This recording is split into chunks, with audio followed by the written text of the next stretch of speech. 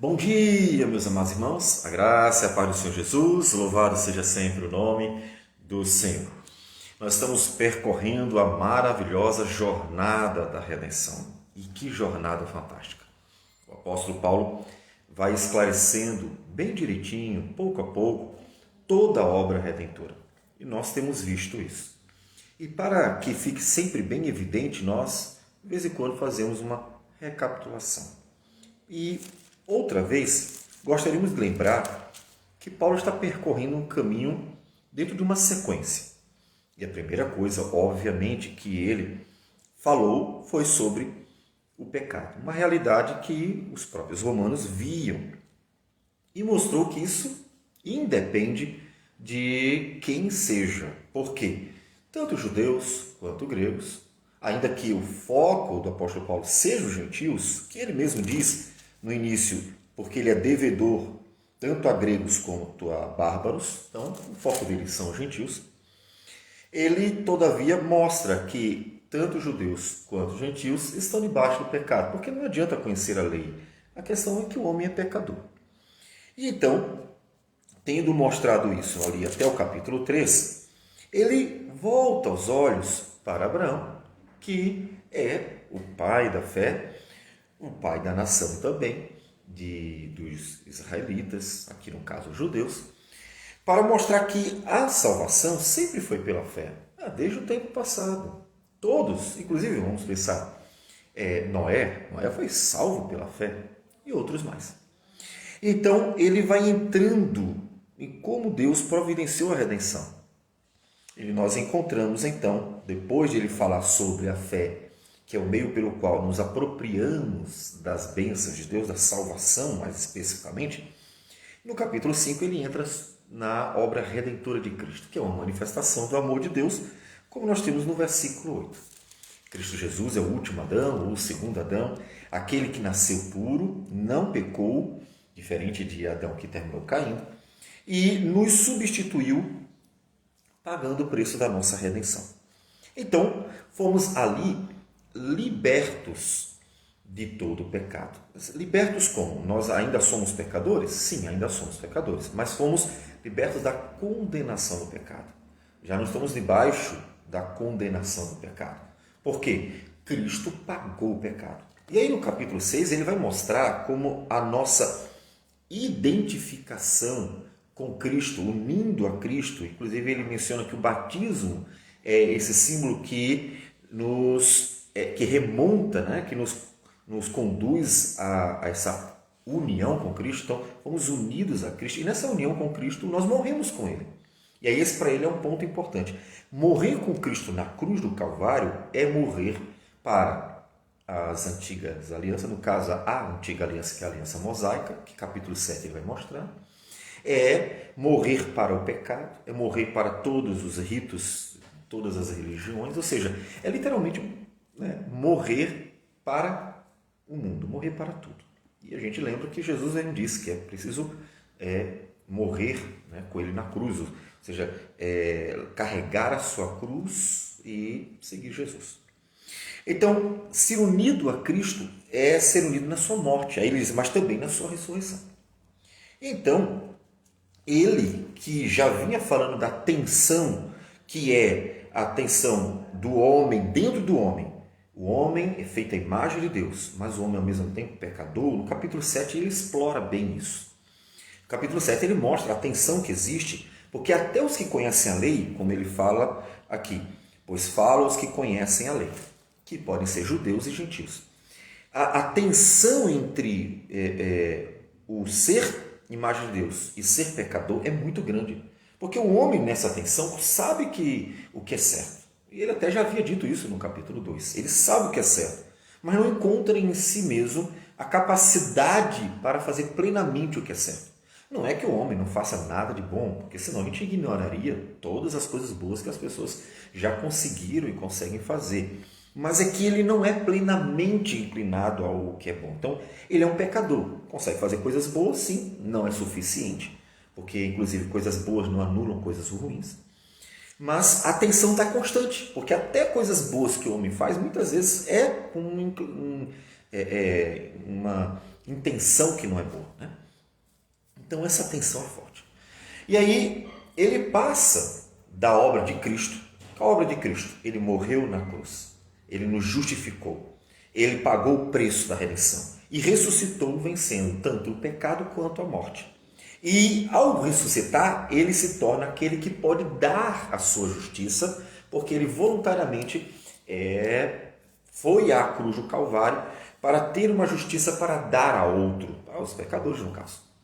Então ele passa dessa obra, que é a obra da expiação, que é a obra da redenção, como uma obra externa a nós. É a obra da redenção externa ao pecador, porque é a obra que Cristo fez na cruz do Calvário. Ele passa desta obra para a obra do Espírito, porque aí ele entra nessa outra questão. Já que, mesmo com a obra da expiação, nós ainda somos imagem de Deus e pecadores ao mesmo tempo, então nós temos uma outra necessidade. Qual é a necessidade? Que você mesmo percebe. Que o Espírito de Deus nos conduza ao que é bom. E nós lembramos que o coração desta obra foi anunciado lá em Ezequiel, quando ele disse: daria um coração novo, coração de carne, o Espírito novo. Então, ali o profeta anunciou que a necessidade dos judeus na época, que era o povo de Deus, mas que não conseguiam fazer a vontade de Deus. Como é que pode? O povo conhece tudo e não consegue fazer a vontade de Deus. Qual o problema? Ezequiel explica. É porque precisa do Espírito do Senhor. Então, é isso que Paulo vai mostrar. Não adianta conhecer a lei. Que, como disse, não importa se é judeu, gentil, seja quem for. Não adianta saber o que é certo, saber o que é bom, saber o que é justo. É preciso ter a capacidade de fazer o que é bom, o que é santo, o que é justo. Então, Paulo mostra em Romanos que a obra da redenção, ela é uma obra externa ao homem, a obra de Cristo, mas o homem precisa também da obra interna, que é a obra do Espírito Santo operando em nós. E aí por isso ele começa a voltar os seus olhos para a obra do Espírito Santo ali, no capítulo 8, que nós daremos a sequência. E então, no capítulo 8, ele nos diz o seguinte.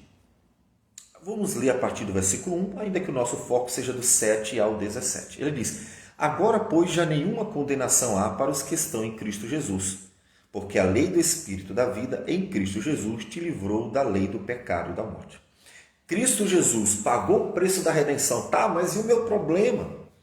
Eu sou pecador. O que eu faço para conseguir viver para a glória de Deus? A redenção, ela tem um caráter externo e, de fato, foi pago o preço. Em Colossenses, como nós já falamos, capítulo 2, Paulo disse que o escrito de dívida foi resolvido, foi pago, foi riscado, está tudo certo.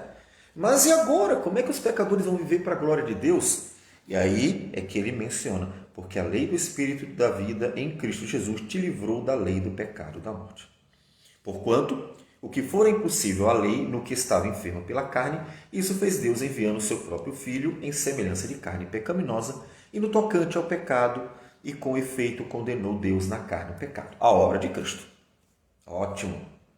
A fim de que o preceito da lei se cumprisse em nós, que não andamos segundo a carne, mas segundo o Espírito. Opa! Mas então a obra do Espírito Santo é parte da obra da redenção. Preciso do Espírito operando na minha vida, preciso do Espírito aplicando a redenção de Cristo Jesus, aplicando então a nova vida, para que tanto eu desfrute, pela fé da obra de Cristo Jesus, quanto do resultado disso, que é um novo viver. É um novo viver. Porque os que se inclinam para a carne cogitam das coisas da carne, mas os que se inclinam para o Espírito, das coisas do Espírito. Opa, e agora ele começa a fazer a separação. Ou seja, o viver pelo Espírito Santo e o viver segundo a carne. O viver segundo a carne é o viver natural do homem. O homem é o pecador. Como disse, ele deixou de ser a imagem de Deus por ser um pecador? Não. E isso é o que explica porque os homens fazem coisas boas. Ele deixou de ser pecador por ser imagem de Deus? Não. E o fato de ter o pecado explica porque o homem está sempre pecando contra o Senhor. Então, as duas coisas é que explicam, inclusive, o comportamento do homem. É fantástico porque a Bíblia deixa bem claro e explica perfeitamente a realidade. A realidade é, nós temos nos homens coisas boas e coisas ruins. E as coisas boas têm uma razão, as coisas ruins têm uma razão. Claro, em todo o tempo o homem é pecador. Não é que ora ele é pecador e ora não. Não é isso. Ele é pecador o tempo todo. Mas ao mesmo tempo ele consegue fazer coisas boas. Então, como é que a gente vê, onde está a explicação disso? Está exatamente na Escritura dizer, somos imagem de Deus, mas também somos pecadores. A tensão é quem explica isso aí. E veja que ele menciona. Observe um ponto. Não existe um terceiro grupo. E isso é importante. Não existe 3, 4, 5, seja lá quantos for. A Bíblia trata somente 2 grupos.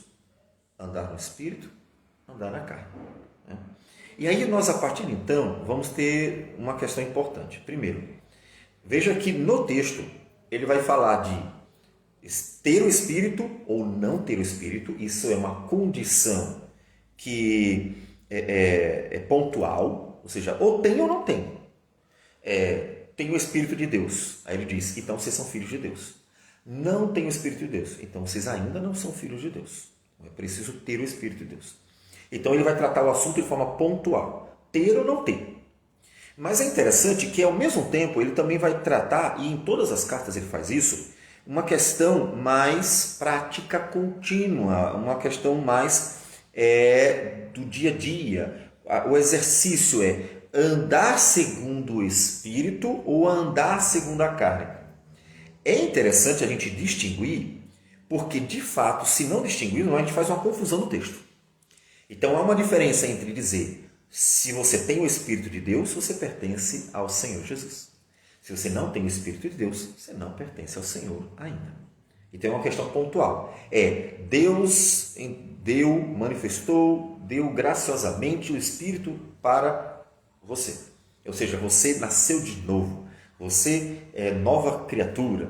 Então, isso significa tem o Espírito. É uma questão pontual. Isso é a obra da redenção na sua vida. Ou seja, Deus deu ao seu Espírito para você, inclusive, ser unido a Cristo Jesus. O Espírito aplica a obra de Cristo na sua vida. Só que você tendo o Espírito ainda tem uma questão. Você deve andar segundo o Espírito. Por isso Paulo fala, por exemplo, em Efésios, para não entristecer o Espírito Santo. E observou que em todas as cartas ele fala do pecado. Vocês não vivam segundo o pecado, tira o pecado, não vivam segundo a carne. Todas as cartas têm alguma correção sendo feita. Ou seja, ele está tratando, considerando que mesmo aquele que tem o Espírito pode se deixar levar pela carne. Caso contrário, a igreja nem precisaria ouvir nada disso. Né? Ora, a igreja tem o Espírito, ela não vai pecar mais. Então, nem precisa falar do pecado. Né? Mas não é a verdade. A realidade é, apóstolo Pedro, pecou contra o Senhor dissimulando. Está em Gálatas. Paulo exorta na frente de todo mundo. O apóstolo Paulo estava sujeito a se ensoberbecer com a revelação gloriosa de Deus. Olha a situação. Uma revelação gloriosa vinda da parte de Deus, 2 Coríntios 12, e aquilo poderia se tornar um instrumento de ensoberbecimento. Olha que situação! Como é que uma palavra divina se torna motivo de pecado? Observe que o próprio apóstolo Paulo então deixa claro que Deus, vendo isso, já se antecipou para não acontecer, né? E é o que ele chama de espinho na carne que foi posto para ele não se ensoberbecer. O que isso mostra? É que o cristão também está sujeito ao pecado. Então a gente trata então um outro ponto. O outro ponto é que ter o Espírito, não ter o Espírito, define ser ou não ser cristão. Esse é o primeiro. Segundo ponto é, você que tem o Espírito, está andando segundo o Espírito ou está deixando que a carne se sobressaia? Ou seja, por quê? Porque você ainda é pecador.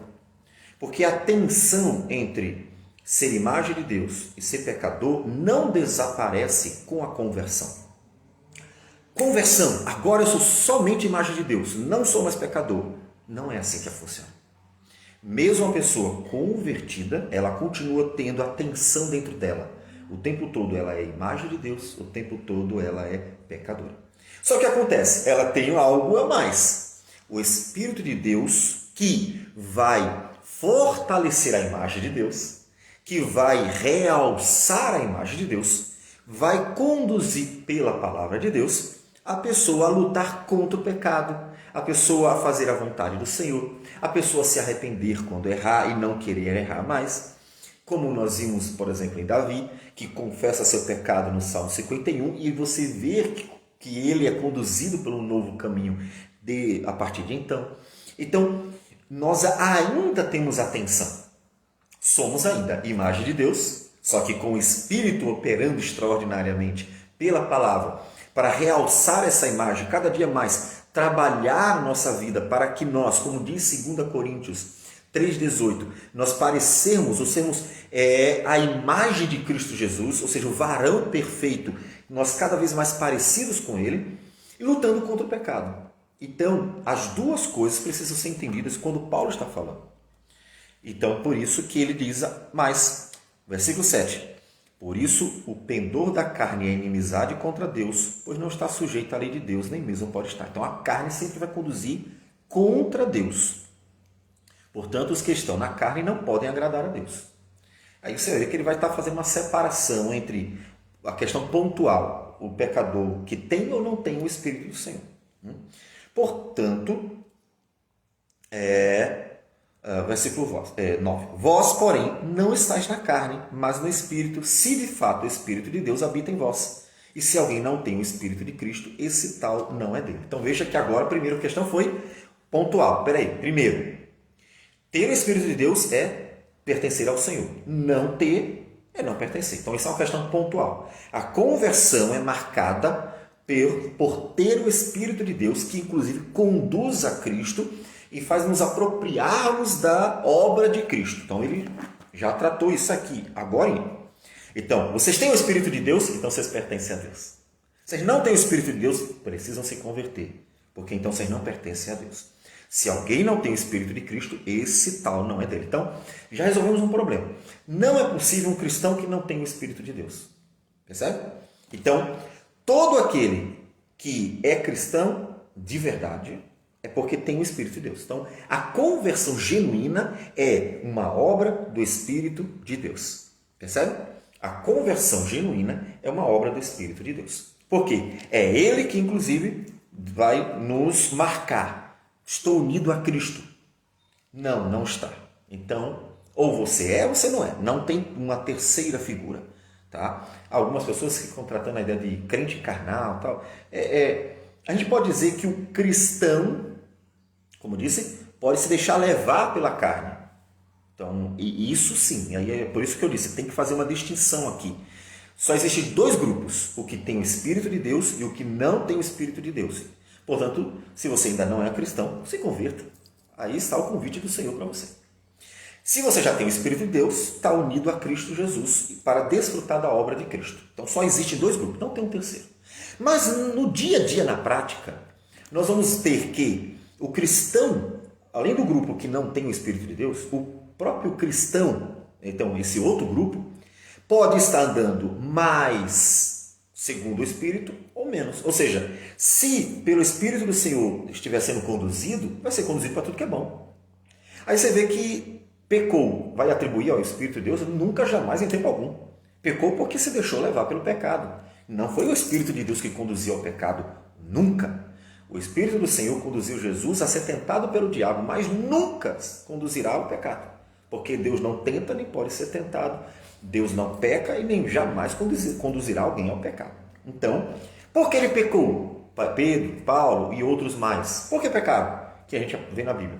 Porque se deixaram levar pelo pecado. Então, não foi o Espírito de Deus. Então, por isso, quando entra no grupo que diz respeito aos que têm o Espírito de Deus, Paulo vai tratar um outro ponto prático, que é, você precisa ser conduzido pelo Espírito do Senhor, falando pela Escritura, pelo Espírito de Deus que te conduz à vontade de Deus. E assim ele vai nos ensinando a cultivar uma vida no Espírito. Ou seja, quanto mais o Espírito de Deus estiver conduzindo a sua vida, mais santo e agradável será o Senhor.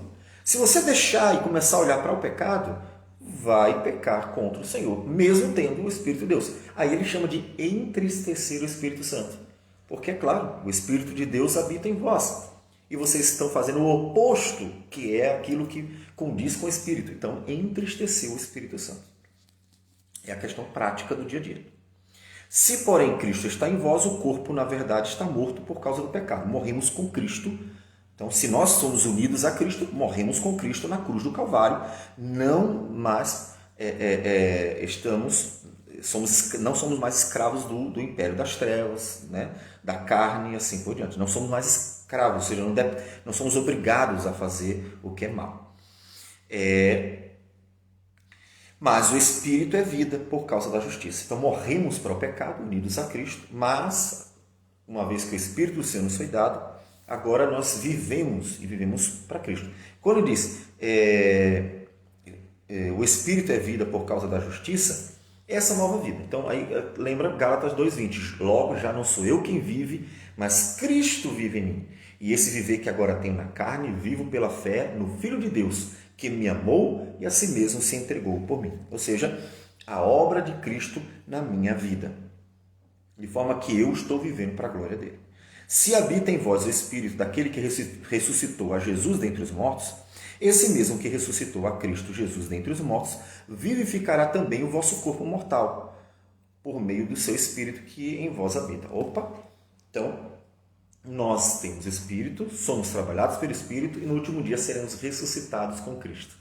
Então é a santificação que vai culminar com a ressurreição, com a transformação que Paulo fala em 1 Coríntios 15, que para herdar o reino de Deus, ou seja, para estarmos um dia eternamente com Cristo, precisaremos ser transformados. Assim, pois, irmãos, somos devedores não à carne, como se constrangidos a viver segundo a carne. Vocês não são obrigados a viver segundo a carne, vocês não são obrigados a viver em pecado. Por quê? Porque vocês morreram com Cristo e agora o Espírito de Deus habita em vocês. Então agora vocês podem viver para a glória de Deus. Vocês ainda são pecadores? Sim, mas vocês agora podem viver para a glória de Deus. Vocês não são obrigados a viver no pecado. Porque se viverdes segundo a carne, caminhais para a morte, mas se pelo Espírito mortificardes os feitos do corpo, certamente vivereis. Então veja que o Espírito Santo vai mortificando a carne, para que a pessoa deseje aquilo que é bom, faça o que é bom. Então, a questão pontual, ter o Espírito ou não ter o Espírito. A questão vivencial, tendo o Espírito, viva sendo conduzido pelo Espírito. Não deixe a carne se sobressair. Não deixe o pecado à frente. Viva para a glória de Deus. Então, ele nos conduz à vida no Espírito do Senhor. Pois todos os que são guiados pelo Espírito de Deus são filhos de Deus. Tem o Espírito de Deus, são filhos de Deus. Então veja que o Espírito vai guiar vocês para a glória de Deus. Porque não recebestes o espírito de escravidão, para viveres outra vez atemorizados, mas recebestes o espírito de adoção, baseado no qual clamamos Abba, Pai. Ou seja, se nós vivemos para a glória de Deus, temos prazer em Deus, não somos mais escravos do império das trevas, porque o Espírito de Deus nos foi dado. Então observe que a obra do Espírito nos libertou da escravidão do pecado, nos libertou da escravidão do império das trevas, aplicou a obra de Cristo à nossa vida, fomos unidos a Cristo pela obra do Espírito e somos guiados pelo Espírito Santo, que, claro, comunica a sua palavra a nós pelo Espírito do Senhor. Então, o próprio Espírito testifica com o nosso Espírito que somos filhos de Deus. Então, ter ou não ter o Espírito Santo é uma questão pontual. Se você tem o Espírito, então o próprio Espírito testifica que somos filhos de Deus. É uma questão pontual. Não tem como mudar isso. Você tem ou não tem? Veja que ele deixou bem claro. Vocês têm? Então vocês são filhos de Deus. Não tem? Então não são filhos de Deus. Então a primeira preocupação é a legítima conversão. A primeira preocupação é uma legítima relação com o Senhor por meio do Espírito Santo. Essa é a primeira preocupação do cristão. E tendo o Espírito, aí sim, viver para a glória de Deus, segundo o Espírito Santo. Ora, se somos filhos, somos também herdeiros, herdeiros de Deus e co-herdeiros com Cristo. E se com ele sofremos, também com ele seremos glorificados. Então observe que a parte mais importante para Paulo aqui é a questão pontual. Ter o Espírito do Senhor ou não ter. Se não tem, então se converta para ter. Porque é pelo Espírito do Senhor que nós então somos unidos a Cristo Jesus. Então, o Espírito Santo, ele realiza uma obra interna, percebe? O Espírito Santo, ele testifica que somos filhos de Deus, o Espírito Santo nos faz filhos de Deus, o Espírito Santo nos une a Cristo, o Espírito Santo, ele nos identifica como parte do corpo de Cristo. Então, essa obra do Espírito, que é a obra interna do Espírito em nós, ela é uma parte da grande obra da redenção necessária para que realmente haja uma verdadeira união com Cristo e, portanto, real salvação para o pecador. Então, converta-se ao Senhor, caso você ainda não, porque isso é para todo aquele que puder ouvir e então crer no Senhor Jesus. Vamos orar. Senhor Deus amado, bendito o teu nome. Obrigado por tudo. Obrigado por tua graça, misericórdia, teu amor. Obrigado pela salvação em Cristo Jesus, nosso Senhor. Obrigado porque o Espírito Santo operou em nossas vidas, nos libertando do império das trevas e unindo-nos a Cristo. E dá-nos a graça para sermos conduzidos sempre pelo Espírito do Senhor, para tudo o que é bom, o fruto do Espírito, a fim de que glorifiquemos o teu nome e nos alegremos no Senhor. Receba a nossa oração, nossa gratidão por tudo, e tudo em nome do Senhor Jesus. Amém. Sim. Deus abençoe a todos e tenham um bom dia.